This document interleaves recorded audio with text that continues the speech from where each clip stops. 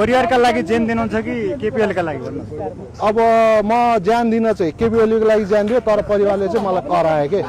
ए परिवार कराउँछ केपिएलको लागि ज्यान दिन लाग्यो हजुर। अब म केपिओलीतिर दौड्यो, मैले ज्यान केपिओली घर जानुहुन्न क्या तपाईँ?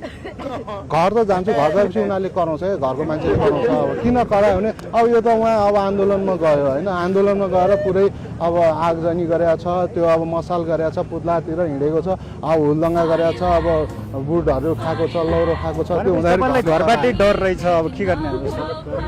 घरबाट अब करायो, अब सपोर्ट गर्दैनन्, घरमा अब बेरोजगार पनि भयो नि त एक हिसाबले। त्यो हुँदाखेरि अब घरको मान्छेहरूले कराउने होइन। अब अलिकति पैसा माग्नु पऱ्यो कि अब खै तेरो त्यो चाहिँ मलाई थाहा भएन, मैले पाएको छैन।